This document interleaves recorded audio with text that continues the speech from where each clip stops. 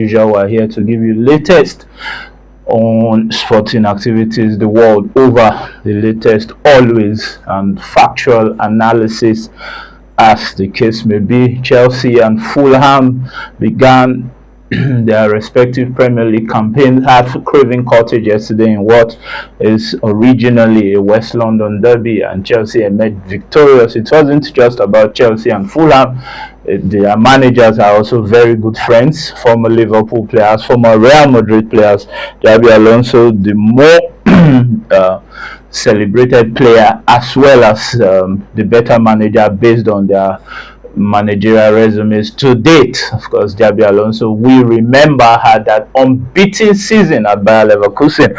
The only match they lost that season in all competitions was the Europa League final against Gianpiero Gasperini's Atalanta, where Ademola Lookman scored a pulverizing hat-trick to end Bayer Leverkusen's hopes of winning a continental trophy. Alonso since went to Real Madrid. Alvaro Arbeloa also managed Real Madrid after Xabi Alonso was let go. A string of unimpressive results along the way. Alvaro Arbeloa did not fare better. Real Madrid ended the season trophyless, but Fulham had to replace Marco Silva, who in turn replaced Real Madrid's Jose Mourinho at Benfica. So Madrid's Mourinho left Benfica to the Valdebebas, and Marco Silva left Craven Cottage to Estadio de Luz. And Alvaro Arbeloa, recently let go by Real, had to take over the reins at Craven Cottage, and he brought with him some ex-Real Madrid players in Gonzalo Garcia, Cesar Palacios, and they're doing quite well. Fulham did well yesterday on the balance of play. Chelsea opened scoring after 35 seconds. Cole Palmer finding João Pedro for the first goal, but Josh King had other ideas, equalized for Fulham at the end of the day, just 4 minutes to the end of regulation time in the first half. New signing Morgan Rogers scored off a Maxence Lacroix assist, another new signing from Crystal Palace, a South London side. Afterwards, at the beginning of the second half, Cole Palmer profited from a João Pedro assist. This time, João Pedro was assisting and Cole Palmer was doing the scoring. Well, Gonzalo Garcia halved the deficit for Fulham, but that's how the match ended. Xabi Alonso picked up his first 3 points of the Premier League season, knowing his way around the Premier League after previously playing for Liverpool for some time alongside Stevie Gerrard in that fearsome midfield. All right, so Fulham will be looking to stretch, have a good season under Alvaro Arbeloa, despite losing their first match to the Blues of Chelsea. As for Chelsea, they are still embroiled in that transfer issue with Enzo Fernandez. Whether Manchester City will eventually acquire his signature remains to be seen. According to feelers, Manchester City will try again before the end of the transfer window. We know that Chelsea value Enzo Fernandez at £120 million, and if Manchester City interested in signing Enzo Fernandez, they have to come up with that valuation. Of course, they have signed Leo, 18-year-old magician Ayo Boabi, the Moroccan, is set to go to Manchester City from Leo. Brilliant player who is going to replace Rodri as fast as possible there. And for Chelsea, they are looking to ship off a lot of players because they have too many players on their roster. Emmanuel Omega, and who was just acquired from sister club Strasbourg, I beg your pardon, is going nowhere. But Felipe Caicedo didn't play yesterday. Their midfield had Romeo Lavia, who has succumbed to injuries in recent times, and Reece James, who is no stranger to injuries himself. Well, on the balance of play, they did quite well, even though the likes of Enzo Fernandez came on in the second half, but Latvia and Reece James held their own for much of the encounter. As for Chelsea Fulham, something amazing happened at the Serie A. Gianpiero Gasperini, who is now at Roma these days, managed them to a 4-0 triumph. David De Gea and Moises King's Fiorentina, La Viola fell to the Gallerossi 4-0 in the first game of the season, and Paulo Dybala had a hat-trick of assists to one player, Donyell Malen, who had a hat-trick of goals. Alright, it has happened before. Stan Collymore gave Robbie Fowler 3 assists for his 3 goals against Arsenal in 1995. Thierry Henry did it, a hat-trick of assists to Freddie Ljungberg, who in turn scored a hat-trick against Sunderland in 2003. Also, very recently, 6 years ago, Harry Kane, also himself scoring in that match, delivered a quadruple full of assists to Heung-min in that rout of Tottenham. So it has happened before. There are so many other examples that you can check for yourself, but it was a unique match yesterday, and technical know-how and tactical excellence gave in yesterday, with Paulo Dybala reminding everyone that he still got the quality. La Gioia brought joy to the Gallerossi yesterday with a brilliant performance. Technically astute player, technical quality, control, composure, brilliance, confidence, and Donyell Malen profited from Paulo Dybala's technical brilliance, and he himself helped with a hat-trick as Roma descended upon Fiorentina for goals to nothing. Fiorentina barely escaped relegation last season. They want to do better this time. Moise Kean was on the bench for La Viola as that transfer, imminent transfer to Como, is still being discussed. Hopefully it will be done and dusted. For Tottenham, after losing 4-0 to 3-0, I beg your pardon, to Brentford, Aston Villa lost 4-0 to Brighton and Hove Albion. So actually Tottenham could have lost 4-0 if Igor Thiago scored his penalty, but Tottenham haven't lost 3-0 to Brentford, have officially unveiled Savinho. Next is Omar Mamouche. Savinho was bought outright for £75 million from Manchester City, and he has pledged to do his very best as Tottenham hope to have a much better season under Roberto De Zerbi. Omar Mamouche is on his way to Tottenham as well. Manchester City, haven't let Savinho leave for £75 million, have decided to replace him with Brazilian sensation Alan Elias from Palmeiras. That deal has been agreed. Manchester City not leaving any stone unturned at the moment. Of course, they barely defeated Bournemouth 2-1 thanks to Ryan Cherki's brilliance from the bench. 2 beautiful assists for Maguire and Josko Vardiol respectively. The Premier League is hotting up despite the fact that it is the first game of the season, or it is the first match day of the season. Nobody wants to find himself or lagging behind. Manchester United already lost 2-0 to Hull City and will make Carlos Baleba's transfer official. He transferred from Brighton for £70 million, the total package, and he is a Manchester United player, hoping to bolster that midfield that already has Bruno Fernandes, Andre Santos, Yuri Tillemans, Kobe Mainoo, Manuel Ugarte for now, if he can't find a new club between now and the end of the transfer window. It has been very, very good for Hull City, with Semi Ajayi being named man of the match deservedly against Manchester United. So Chelsea and Fulham rounded up the match day 1 in the Premier League. Attention shifts to the weekend for match day 2. Arsenal will go to Aston Villa, or the Villa Park, for a good encounter, what promises to be a riveting encounter. Unai Emery versus Mikel Arteta. Let's not forget that there are 4 brilliant Spanish managers right now in the Premier League looking to do well this season. Andoni Iraola couldn't win his first game. It was a 2-2 draw versus Newcastle.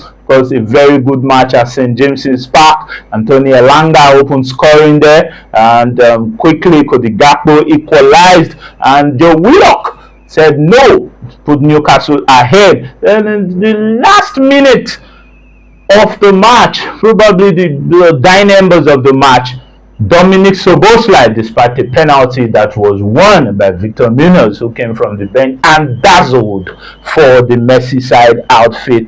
I think that if Munoz continues in this brilliant form, then Liverpool have little or nothing to worry about in the attacking sequence, while they await the recovery of Hugo Ekitike.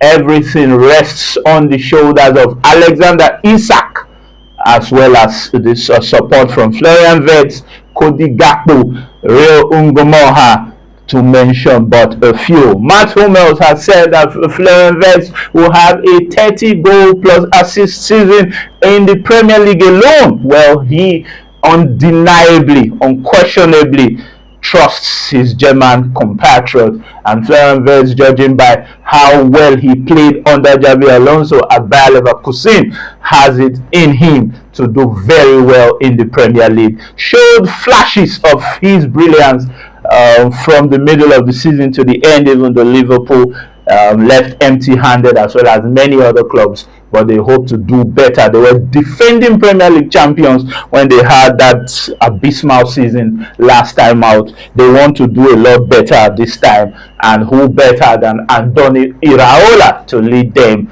to the promised land. All right, so we are going to give you more on football as the show goes on, or let us go straight to tennis. The US Open is kick-starting at Flushing Meadows as quickly as possible. That's where the great Billie Jean King said pressure is a privilege. Not pressure.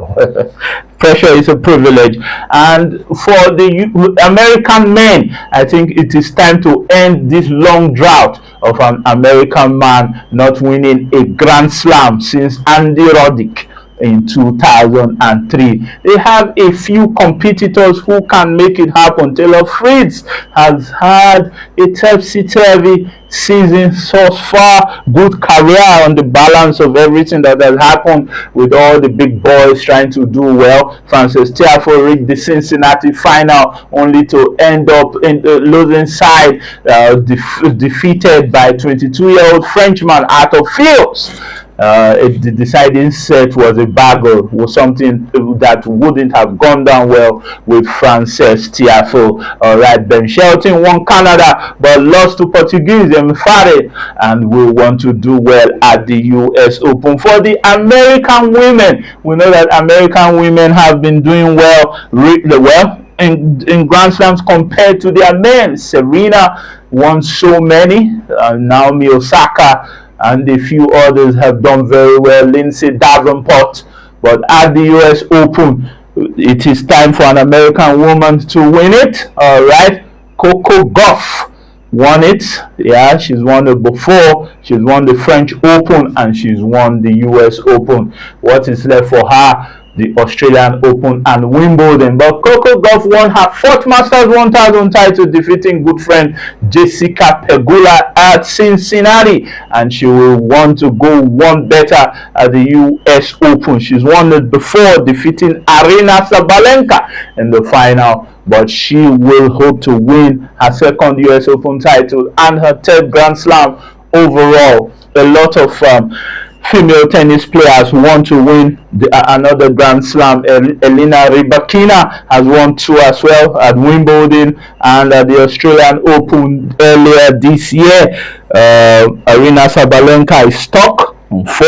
She wants to win more. Because it got Fiontek is on 6, Venus is on 7. It is highly unlikely that she adds to that 7. She's on the wrong end of 40, and she will focus on mixed doubles as well as the women's doubles with her sister Serena Williams. For Serena Williams, she is going to be playing mixed doubles with former world number 1 and 7-time Grand Slam champion Carlos Alcaraz. So let us see how that pans out for all these beautiful legends. Carlos at 23 is already a tennis legend. Kudos to him. He is following in the footsteps of the great Rafael Nadal, who won 22 Grand Slams, 14 at the French Open, a record that may never ever be broken. Well, the Coup de Musketeers was lifted 14 times by Rafael Nadal, the Roland Garros.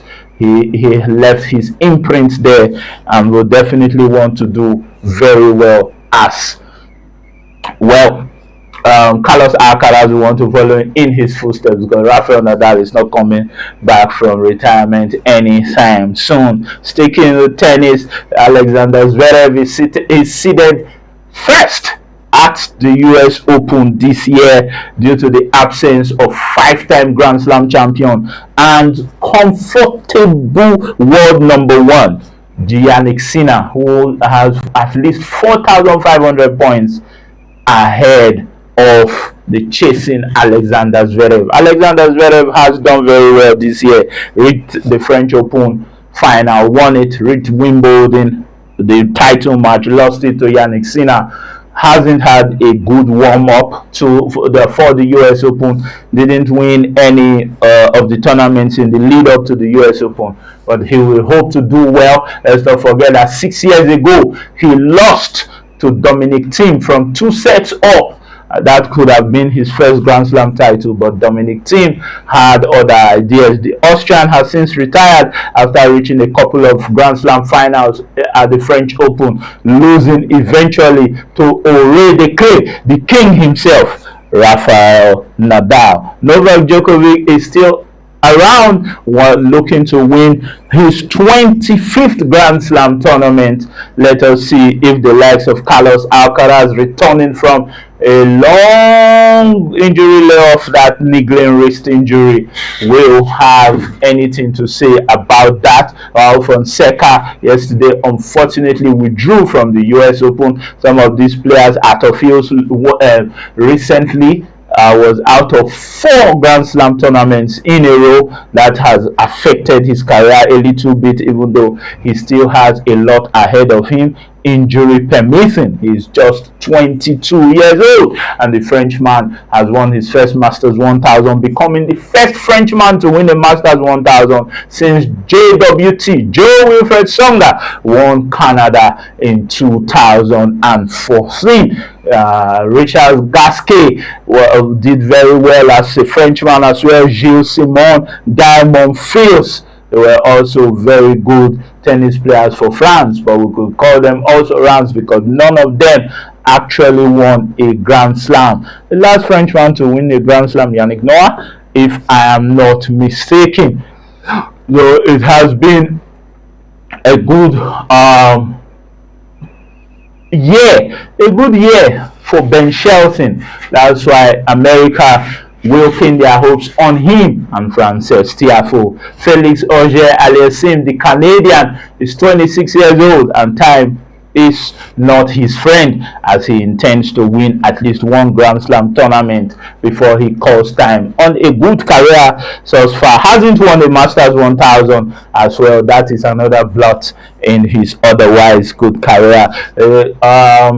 Pretenders will be Daniil Medvedev, the 2021 US Open champion, Andrei Rublev, who cannot seem to reach a Grand Slam semi-final, is 0-10 in Grand Slam quarter-final play, unfortunately for the Russian. Stefanos Tsitsipas, who had an incredible first 5-6 years on tour, but has since fallen from grace. Anyways, unfortunately for the Greek, so many players have caught up with him. Injuries as well played their part. Kei Nishikori will be looking to qualify for another US Open. He reached the final 12 years ago, eventually losing to Marin Cilic. Marin Cilic Of course, the Croat is still playing tennis. The likes of Matteo Berrettini, who has also reached the Grand Slam final, will be looking to do well. For Italians, Lorenzo Musetti is back, even though he lost to Francis Tiafoe in the quarterfinal at Cincinnati. He will be looking to join the likes of Flavio Cobolli, who is doing Italy proud in the absence of Yannick Sinner. Cobolli reached the semi-final of Cincinnati, reached the final of the French Open, reached the semi-finals of Wimbledon. A very strong season thus far. That's why he's world number 6 at the moment and seeded 5 for the US Open. So I'm just giving you some things you need to know concerning the US Open. Who are the other people that can present a challenge or try to cause an upset? There are a few badges. Unfortunately for Jack Draper, who was world number 4 just last year, he will not be able to feature at the US Open due to injuries that have really tortured him over the last year or so. Hopefully there will be that break for Jack Draper and he will do well at the US Open. Alright, the German Bundesliga will be commencing this weekend, and Michael Olise heavily covered by Real Madrid after Florentino Perez defeated Enrique Riquelme in that election. But unfortunately for Real, Bayern Munich have shut the door completely to any potential transfer of Michael Olise, who was named Bundesliga player of the season for the 2nd year in a row, deservedly. So he's called the winner for Bayern, the German Super Cup final against, the German Super Cup against Borussia Dortmund. Dortmund gave a good account of themselves, but they ultimately lost to Vincent Kompany, Harry Kane, and the band. Yamal Musiala has a delicate medical or health situation which is being managed and monitored by Bayern Munich. Managed and monitored by Bayern Munich. They've got a very good medical staff over the years. They treated the likes of Owen Hargreaves. Very good medical staff. The Bayern doctor there was there for many years, and he has been incredible, really. So Bayern will pay attention to the hugely talented Yamal Musiala, who collapsed twice in pre-season. Hopefully they can manage him better. According to the Bayern hierarchy, this thing isn't new. It has been going on for some time now, but it became evident when he collapsed in 2 matches there in pre-season.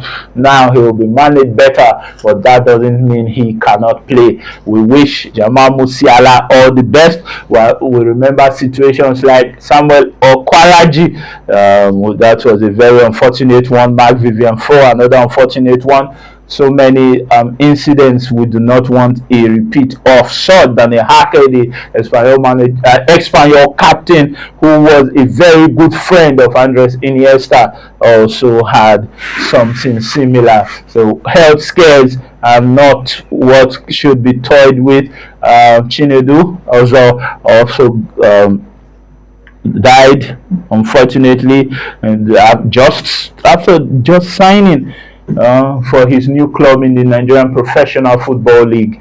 So all these things have happened, and we do not need a repeat. Yamal Musiala is not somebody we want anything bad to happen to. He's got his career ahead of him, got his future ahead of him. So we wish him the very best in his endeavors. For Julian Alvarez, Arsenal have signified interest again. Well, resurrected their interest, but have said that they will only put in a bid if Julian Alvarez is willing and interested in joining them. If his stance changes from just Barcelona and he gives Arsenal a chance, Arsenal would definitely put in a bid. Who wouldn't be interested in Julian Alvarez at 26 going on 27? He's had a brilliant career, won the World Cup, won everything on offer. Individual awards may come, who knows.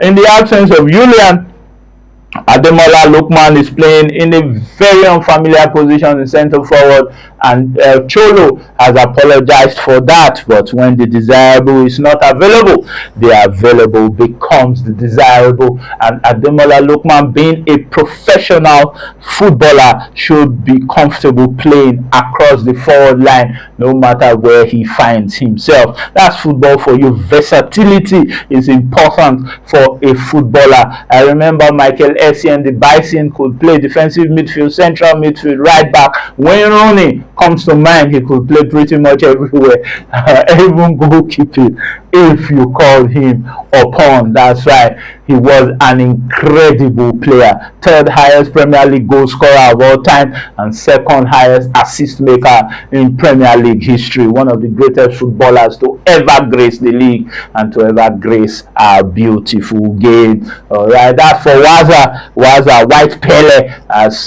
he was affectionately called in his heydays. Very good for well, Ademola Lookman. He must acclimatize. He must do everything possible to get used to playing centre forward for now. Of course, Canning Lee is there to support, and Atletico Madrid got in some very good players that can ably support. Alejandro Grimaldo can come from left wing back. Scored 20 goals in one season at some point for Bayer Leverkusen from left wing back. And in right wing back, Nathan Teller and Jeremy Frimpong were having their own moments of brilliance. For Jeremy Frimpong at Liverpool, he isn't doing well, not performing to expectation, not doing as well as he did at Bayer Leverkusen. May find chances or opportunities few and far between right there at Liverpool if other players rise above it and take the chances that have been presented to him on a platter. Denzel Dumfries started at right back for Real Madrid ahead of Trent Alexander-Arnold because a disciplined manager is at the helm. Jose Mourinho likes his defenders very, very disciplined. That is why he had 15-1-0 wins in his first season as manager of Chelsea. 15-1-0 wins, and if I am not mistaken, 24 clean sheets for the great Peter Cech during that season, if I am not mistaken. Of course, I can get it wrong. Nobody is perfect, but I think I have my facts intact. Stats don't lie, numbers don't lie. So Mourinho had an incredible 95 points in that Premier League season, thanks to a defense that let in so few goals. Was it? Well, I'll check that, but 15-1-0 wins, I am sure of that. Brilliant with Ricardo Carvalho, John Terry, Jorge Ferreira, and so on and so forth. Let's not forget Ashley Cole as well. He was at Arsenal at some point before he moved to Chelsea. Alright, good stuff for these guys, just telling you how it's gonna go. Let's not forget that despite the fact that Arsenal are heavily interested in Julian Alvarez, his first choice is Barcelona. For him, Barcelona first. Then if Barcelona doesn't happen, he might open the door to move to London. Vinicius Jr. shut the door on Arsenal by signing a new contract for Real Madrid. So let's see if Atletico Madrid's Julian Alvarez, if the Barcelona deal doesn't happen, he may likely leave for Arsenal. What next for Victor Gyökeres, who isn't even starting right now because Mikel Arteta prefers Kai Havertz. When he's fit, he is definitely the starting forward at Arsenal. For the German national team under Jurgen Klopp, it remains to be seen if Jurgen will look for an out-and-out 9 or continue to stick with Kai Havertz as his predecessors have done in the past. Kai, on his own, in fairness to him, yeah, he delivers sometimes, not as consistent as his managers would like it to be, but yeah, his performances are okay, and if injuries permit, he is a very good player. He was the difference when Chelsea defeated Manchester City in that Champions League final. Thomas Tuchel tactically outmaneuvering Pep Guardiola. You do not get to say that every day. So we're just ticking and tacking with some of these pieces of information at our disposal. All right, Gabriel Martinelli and Al Hilal are negotiating as well as Arsenal, so it's a three-pronged affair. Gabriel Martinelli may say yes, but he's also holding out for a top European club. If a top European club signify interest, why not? He will definitely want to move. He doesn't want to go to Turkey, just the same way Marcus Rashford has shut the door on any potential move to Turkey. Even when the opportunity presented itself for him to reunite with his boy Mason Greenwood at Fenerbahce, he said no. And his no is no. For the Turkish Super League, we talk about how Fabinho is going to Trabzonspor to join Paul Onuachu and Mohamed Salah, and that will be a very good one for these guys at Trabzonspor. For Besiktas, Leandro Trossard is there alongside Dusan Vlahovic. Fenerbahce, they've got Lukaku, Mason Greenwood, Marco Asensio, Nathan Ake, Matteo Guendouzi, N'Golo Kante, world class in his heyday. Quiet unsung hero, the fulcrum of the Chelsea midfield during their glory days. Of course, we remember the last fulcrum at Chelsea was Claude Makelele, who did a very good job for France as well as Real Madrid when he was at the peak of his powers. So doing very, very well. We also look at Formula One, where Andrea Kimi Antonelli is still leading the way, 59 points ahead of George Russell as well as Lewis Hamilton, who are on 183 points respectively. Joint second on 183 points. On 242 points is Kimi Andrea Antonelli, who has one hand on the driver's gong already, doing very well. The 19-year-old has surprised even himself this season, with Max Verstappen languishing in 7th or 8th place. I can't remember now. Oscar Piastri, Per Gasly, and others are fighting for their life. Lando Norris won the last GP. Of course, they call the Dutch GP of the Netherlands. Well, he won that one, but that hasn't really done something significant for his position. Well, he's on 159 points if I remember correctly, and Charles Leclerc is on 155 points as well. So for Formula One, it's hotting up, and as the season progresses, let's see if Kimi Andrea Antonelli will stretch his lead, or the likes of George Russell, Lewis Hamilton, Lando Norris will cut through that very big lead of 59 points. Well, that's from George Russell, Lewis Hamilton pursuing Kimi Andrea Antonelli. All right, Formula One used to be so interesting with the likes of Felipe Massa, Fernando Alonso, who is still doing very well, trying to challenge these young boys, these young cats, trying to challenge them. Fernando Alonso, of course, has won 2 Formula One Drivers' Championships as well. Remember the likes of Michael Schumacher, of course, Nico Hülkenberg, who is still around, Nico Rosberg as well, Kimi Raikkonen as well. So we are seeing a new set of Formula One drivers doing very well. Charles Leclerc had that promising career at the beginning, still trying to win a Formula One Drivers' Championships. At some point, Sebastian Vettel was dominating the circuit, Sebastian Vettel. But after falling by the wayside, he had to call time on his illustrious driving career. Michael has won 7, Lewis has won 7, Vettel, Verstappen 4. These people are doing very well. The late great Ayrton Senna won 3 as well. So basketball, Philadelphia 76ers with Tyrese Maxey, LeBron James, Joel Embiid, Vijay Edcomb, and Jaylen Brown from Celtic will want to take this championship from the Knicks. It wouldn't be easy.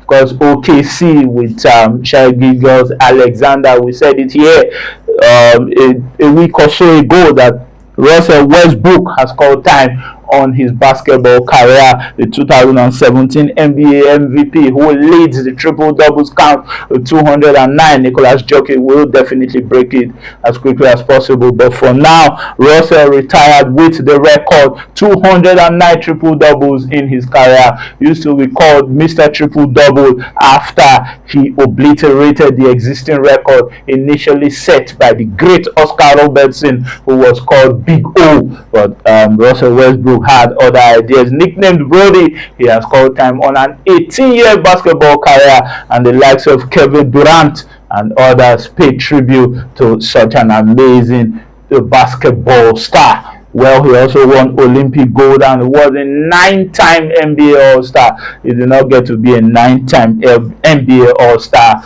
by accident. So it's good. It's good. Many people are saying second greatest OKC, second greatest Thunder player. Well, after SGA has won 2 NBA MVPs, of course. But for me, that trident of the Beard, KD, and Brody, I don't think it will ever be surmounted at the Oklahoma City Thunder. Alright, so anyways, it is left for the basketball experts like Skip Bayless and Stephen A. Smith, Charles Barkley, Shaquille O'Neal to say just a puppet where they are concerned. But yeah, we are getting there. So what next for the Lakers post LeBron? Luka Doncic will definitely rise to the occasion, take this challenge. He did it very well at the Dallas Mavericks. People likening him to Dallas legend Dirk Nowitzki. Let's hope he can create his own history at the Lakers. Of course, leaving others who have done their, respecting them, paying homage to them, but putting his foot on the ground, not allowing injuries dictate his career, and giving it a right old go. All guns blazing for him and Austin Reeves, as well as the support cast at the LA Lakers. Let's see how that goes under JJ Redick, for the Lakers. And well, what next for the San Antonio Spurs under Vic Wembanyama? They were the losing finalists during the last NBA Finals, lost 4-2 to the Knicks. Let us see if they can go one better when the season commences. It will be a good run for the San Antonio Spurs, who used to boast of the great Tim Duncan, Manu Ginobili, Tony Parker, to mention but a few. Alright, under the great Greg Popovich, who is one of the greatest basketball managers of all time. Alright, so for basketball greats, the likes of Michael Jordan, Kobe Bryant, Shaquille O'Neal, Shaq won 4 NBA championships, Dwayne Wade, Wilt Chamberlain, Kareem Abdul-Jabbar, Larry Bird, Jerry West. Let's see if Luka Doncic can join the pantheon of greats. LeBron is already there, has cemented it. If he wins another ring in Philadelphia, then it will be unquestionable that he is the greatest basketball player of all time. Of course, MJ's 6 for 6 will always be mentioned. 6 finals, 6 wins. But not everybody's lucky. Scottie Pippen also had 6 for 6, but MJ, being the more prominent basketball player, always gets the plaudits. Good for Michael Jordan. It has been a good sports grandeur thus far. Let's give you a few more updates before we call time and meet again on Thursday for some football updates. It is time for some Manchester United players to rise to the occasion. Ahmad may be out for 6 weeks. That's still being monitored. Let us see if the assessment will bode well for the Ivory Coast International and Manchester United, because Manchester United will need to be resurgent as they welcome Ipswich Town this weekend. Well, on Sunday, the 30th of October, Manchester United will be playing against Ipswich Town at the Theatre of Dreams, and hopefully the likes of Marcus, there will be no gamble in terms of team selection and the formation, and let players play in their favorite positions. And I wonder why Joshua Orobosa-Zexi is not given the opportunities that his preseason end him, right? He had a magnificent preseason. So if you are not giving him opportunities, it means that you're biased, it means that you are partial, and I do not care who gets it right or wrong. If you have earned a place in the team, you must get it. You must, if you deserve it, you must get it. And he has ended with a very beautiful preseason. What a magnificent performance.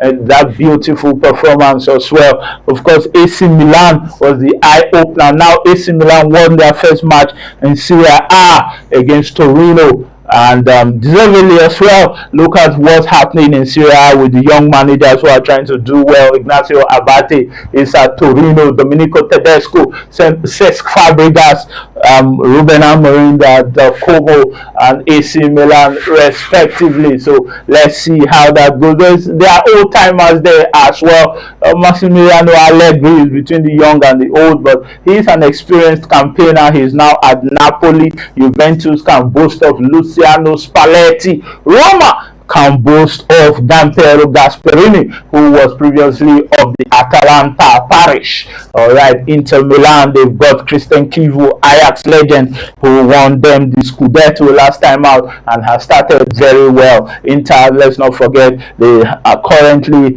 home to John Stones and Jed Spence of the English national team. John Stones on a free and Jed Spence from Tottenham Hotspur. As for Tottenham Hotspur, Roberto De Zerbi recently named his captains, and he said Mickey van der Ven is going to replace Christian Romero as the club captain, and assistant captains are in this order, if I remember correctly: Ben Davies, James Maddison, Archie Gray.